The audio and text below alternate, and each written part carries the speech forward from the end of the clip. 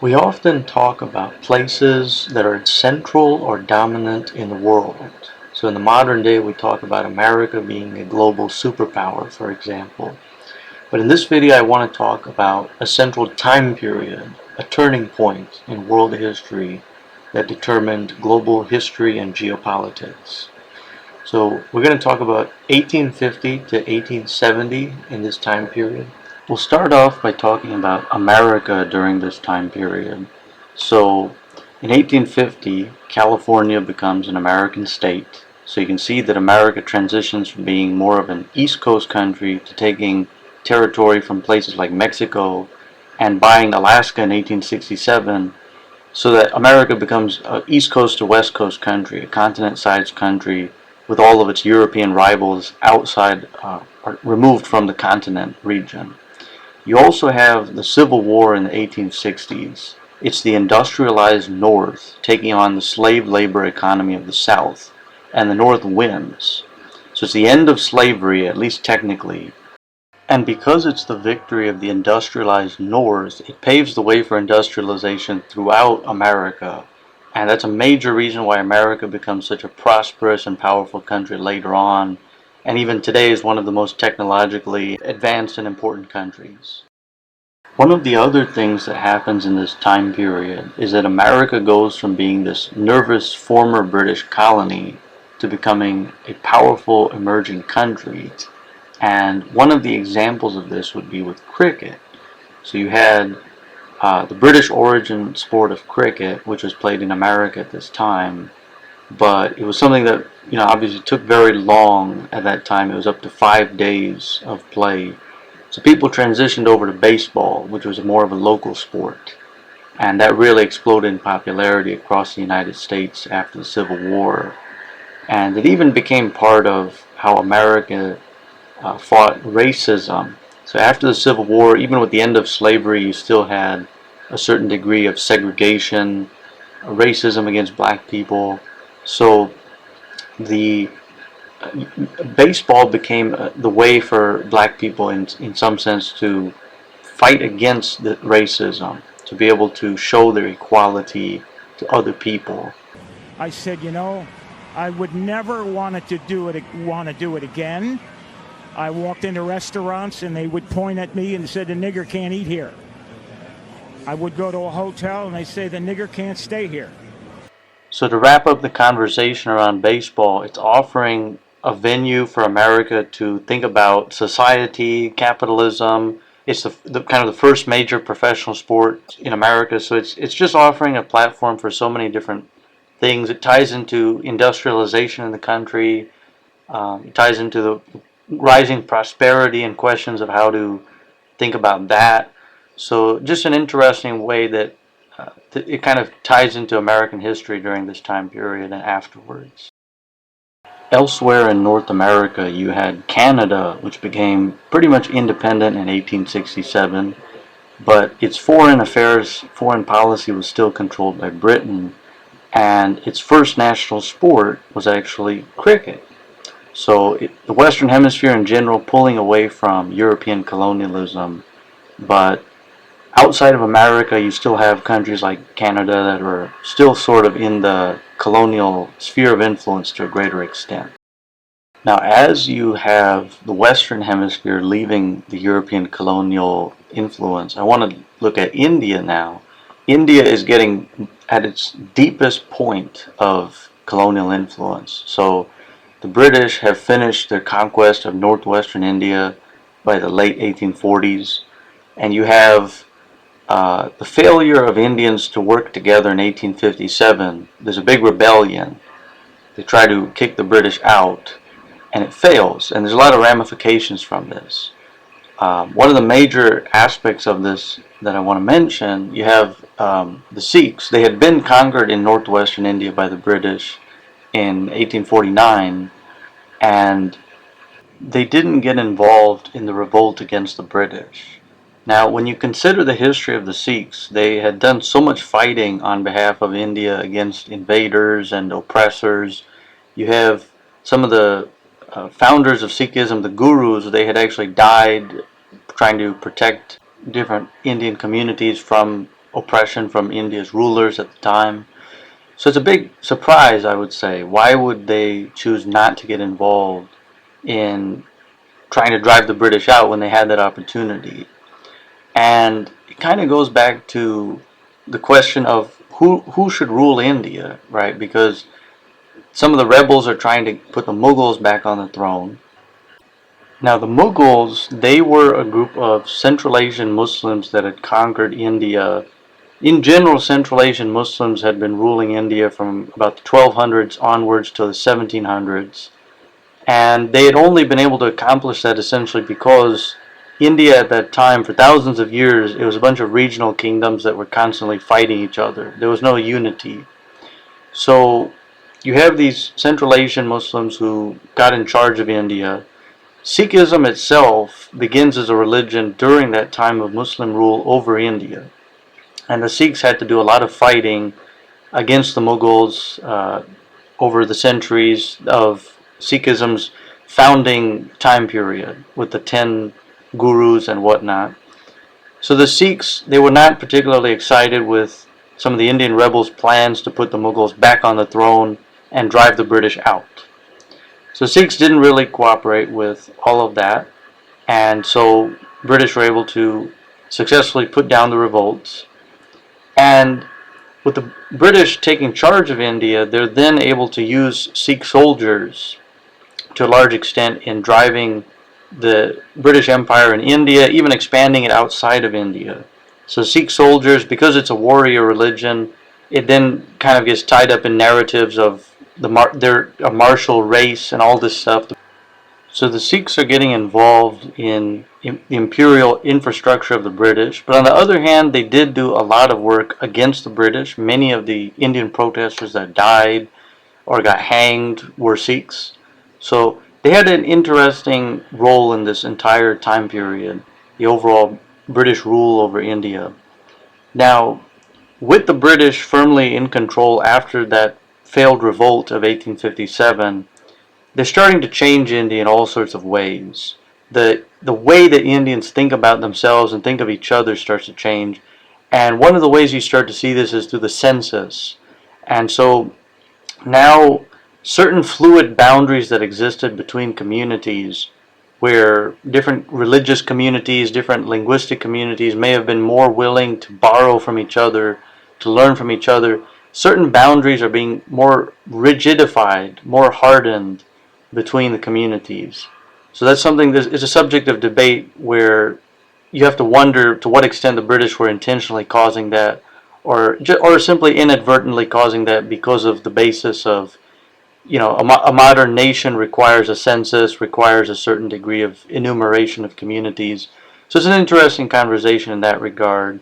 But that's when you start to see, for example, even in the languages, some of the languages of India start to diverge in certain ways. So after 500 plus years of Muslim rule over India, where Middle Eastern languages had influenced the local Indian languages to a significant degree, under British rule and the end of that Muslim rule, some of the Hindus are starting to move towards Sanskritizing their speech, trying to kind of drive out some of those Middle Eastern elements in their speech.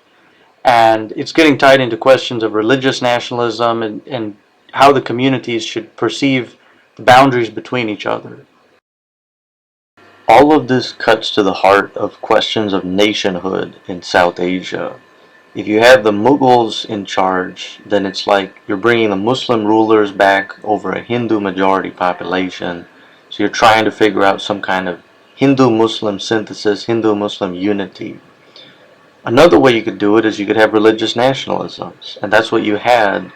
That's what you have today, essentially, with kind of India and Pakistan and Bangladesh and kind of Hindus, Muslims on different sides of a border.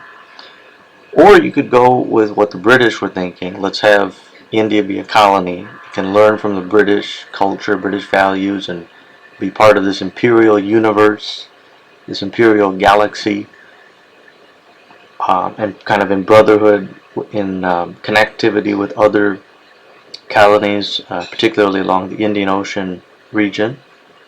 Or you could have whatever India was like before all these invasions and conquests and Mughals and stuff, which is essentially a bunch of regional kingdoms. And then you have to work out, well, how do you avoid the whole region getting conquered again the same way it was when people like the Mughals and the British took advantage of those regional divisions. Now, there's a lot of questions to sort out, and so to try to figure this out, you have the birth of the Indian revolutionaries, a lot of them throughout this 1850 to 70 time period. Famous figures like Gandhi, who are born in this time period, and then they take some of the knowledge they're getting from the British, some of the Western ideas around human rights, and they're taking examples from Christianity, from European nation building, and then they're applying that to the Indian case. So you have this is a very interesting time period for India. One of the contributions of the British to India in this time is the British sports. So for example, you take cricket, which people are using to combat certain societal prejudices to some extent. So it's helping to play a role in bringing the Indian nation together, right? Giving people this way of resisting the colonizer through sport, and also helping people avoid discriminating against each other. So it's something that happens, this is an effect you see not only in India but also the other British colonies. So with the British ruling India, they now have Indian soldiers, Indian slave labor, and they have Indian resources. So it gives them a tremendous platform to then go on and conquer the rest of Asia and Africa. So if we look at, for example, here you have where the slave labor was taken from India outward, and this next clip I'm going to show you Indian soldiers during the British Empire. So you can see Indian soldiers, they're going through Hong Kong in this particular clip, and because Hong Kong became a British colony, and I'll explore how that happens later in this video. So the British are able to expand outward. They're able to conquer, for example, Myanmar, bordering India, and they also conquer Malaysia, which is the pink piece towards the southeast. So they're able to extend outward from India, and really what they're creating is this kind of Indian Ocean empire, or as you could think of it as an Indian Ocean and a little bit into the Mediterranean empire. So you have all the way to southeast to Australia. In the southwest you have South Africa, and so the Europeans in general coming into Southeast Asia, it's actually chipping away at the influence of the existing groups. Like obviously India has less influence in Southeast Asia now because it's becoming devastated. China also loses some of its influence. Earlier it had trading networks, a big diaspora in Southeast Asia. So the influence of all these things starts to reduce as Southeast Asia moves towards more of a westernized kind of a thing. And you have the French in particular. Now the British and the French, they have a long historical rivalry. So the French, they are motivated by wanting to kind of defeat the British, wanting to kind of make their own nation greater. So that's part of why they annex large parts of Southeast Asia. You see Siam in the middle of Southeast Asia, that's the old name for Thailand. So they avoided being colonized because they could play all the colonial powers around them against each other. But this gives you a sense of how Southeast Asia really falls to the British and the French in that time period. Now, since we're talking about the British and the French in the Indian Ocean region in the 1850 to 70 time period, we would be remiss if we didn't talk about the Suez Canal. So this connected the Mediterranean Sea to the Indian Ocean, and it greatly shortened the route from Britain to India. And so you can think of this as the Indo-Mediterranean region, connecting the Indian Ocean and Mediterranean together. And with the British having this faster route to India, in 1871 they signed the Anglo-Dutch Treaty. They kind of pull out of some of their claims in Southeast Asia. And so the Dutch, they really get committed to colonizing what is now Indonesia. So in the western part of Indonesia, you have Aceh.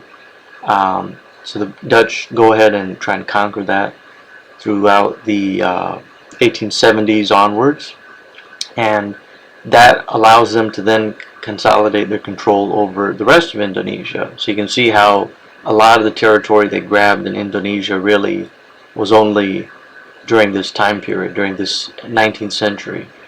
But wait a minute, why were the Dutch actually in Indonesia in the first place? After all, if we look at a map, you can see the Netherlands are so far from Indonesia. So what was the reason for them to want to go that far and conquer such a place? Well, we have to go back to the history of how did the Europeans reach these regions in the first place. Here you have a map of the Portuguese. They were sailing around Africa to reach the Indian Ocean. Here you have the Dutch. The Dutch traders followed in the footsteps of the Portuguese, coming through the Atlantic Ocean and into the Indian Ocean region, what you can call the Indo-Atlantic route. Being in this area allowed the Europeans to do a lot of piracy. So they're getting onto the ships that are trading in the area, because for thousands of years you had Asians and Africans that were peacefully trading in the area. The Europeans show up and they start blowing ships out of the water, looting, pirating, etc. But anyways, getting back to why the Europeans actually wanted to go into this Indo-Atlantic route in the first place, Europe had to deal with the Muslim neighbors that it had in North Africa and the western parts of Asia. And so Europe was having conflicts with the Muslims. It was not on fully good terms with them.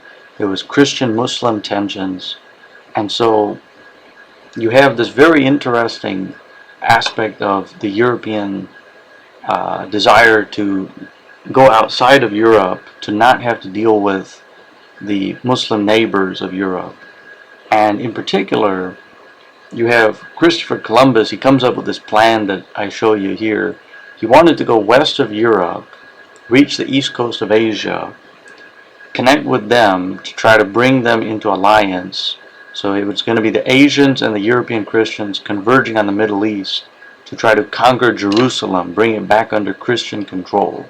Now, as we all know, that's not what actually happened historically, but what Christopher Columbus does accomplish is he discovers the Western Hemisphere, and that eventually leads into what you would call the Atlanto-Pacific route. So Magellan then goes beyond the Western Hemisphere into the Indian Ocean, and you can see the green region.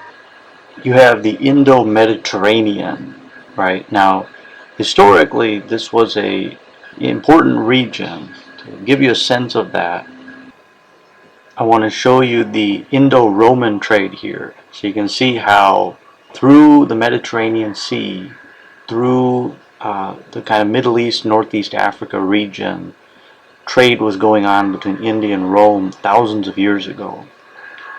Anyways, so through the Atlanto-Pacific route, the Spanish are able to conquer the Philippines, and they rule the Philippines through Mexico.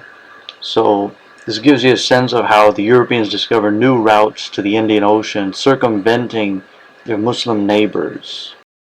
Now, speaking of the Indian Ocean region and Europe's Muslim neighbors, let's turn to the Ottoman Empire. So in the 1850 to 1870 time period, the Ottoman Empire is starting to experience its decline. You have attempts at reforms in the government that are trying to take inspiration from Europe. And you can it's just interesting to note that Turkic peoples are ruling throughout a lot of the Middle East at this time. So they're ruling over the Arabs, they're even ruling in what is now Iran. And you have the Crimean War that takes place. It's one of the moments in this time period where the Ottoman Empire starts to decline. It's the Ottomans and the Western European Christians, for the most part, taking on the Russian Empire.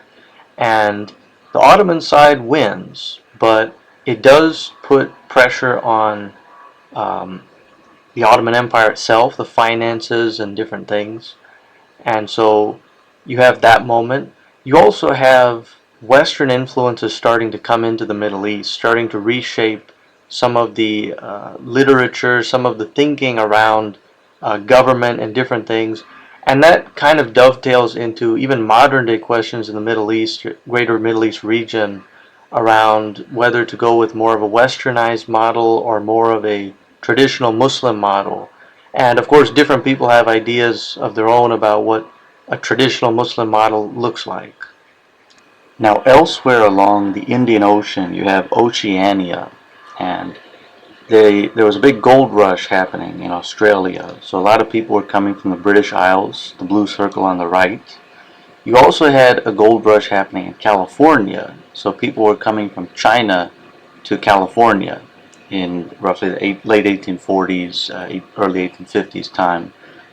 Now, since we're talking about Chinese people going to California, I want to shift the conversation over to China. What was going on over there? Well, roughly around 1850 or before 1850 to 1870, you have the Opium Wars, which are taking place. So primarily the British are planting opium in India and selling the opium to the Chinese. So I'll show you a clip of that. Towards the end of the 19th century, opium constituted 40% of India's exports. By the turn of the 20th century, the British had virtually devastated the independent trading economies of India and China. So the opium trade generated tremendous hardships for China, but problems didn't end there. You also have the Christian missionaries that want access to China.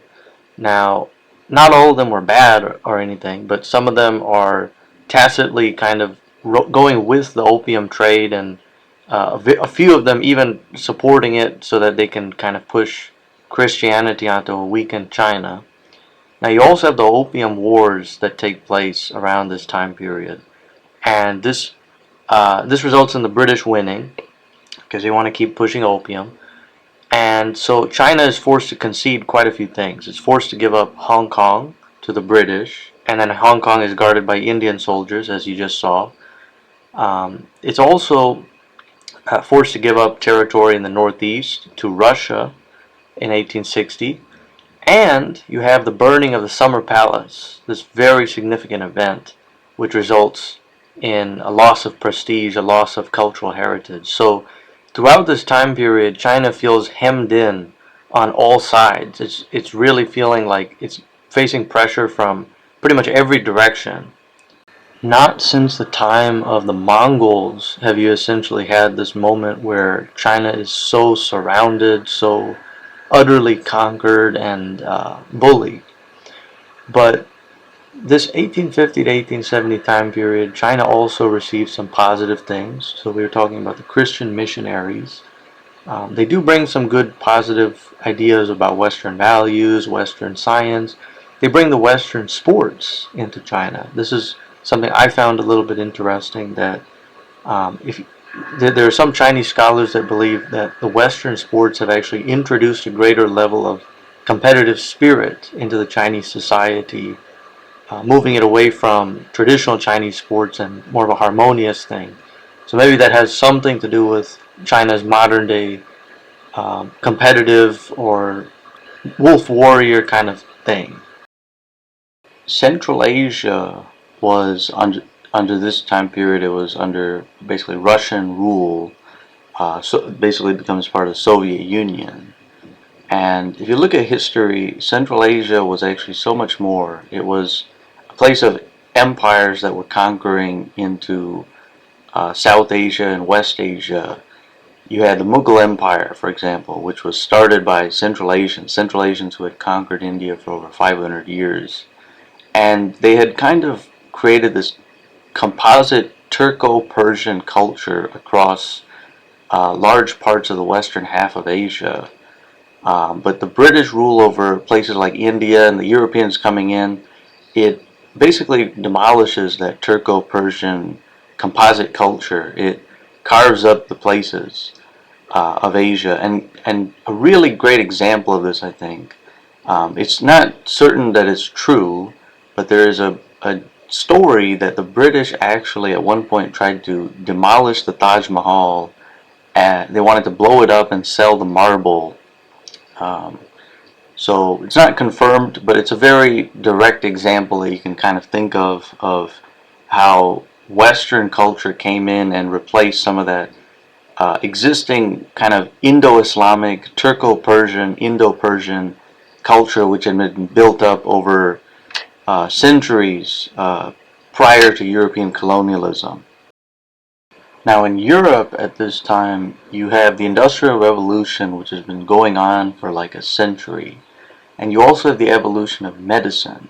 So a major aspect of the colonial times up until this point has been the Europeans dying. A lot of the Europeans who would go and colonize other parts of the world, they would die visiting those places.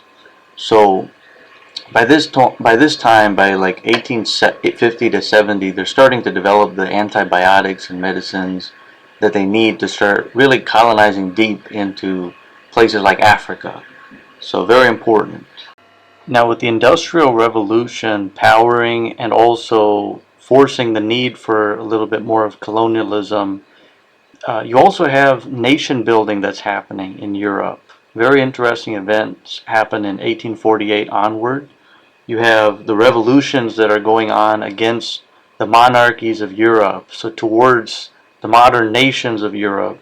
You have places like Italy where there's a unification taking place of the Italian kingdoms. In France you have the movement towards a standard French language that can replace the regional dialects, regional languages, and things like that. So there's a lot of momentum happening towards nation building in Europe. And if you think of Britain, Britain is going through its peak. It is going through the benefits of industrialization and all sorts of stuff.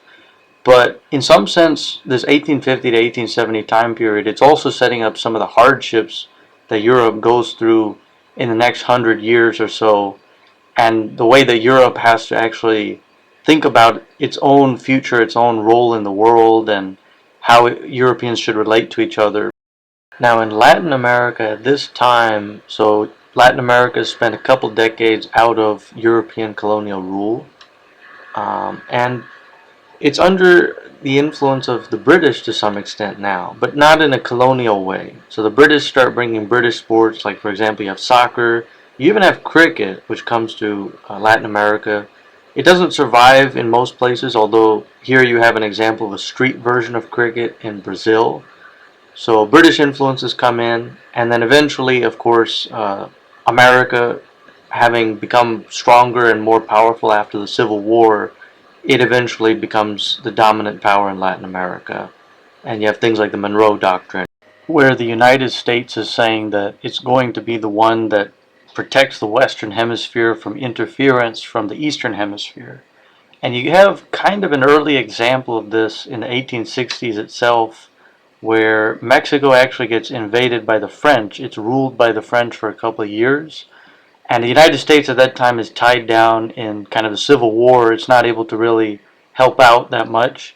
Once the Civil War ends, the United States is then able to provide some support to the anti-French coalition in Mexico, and then eventually the French are forced to leave for a variety of reasons.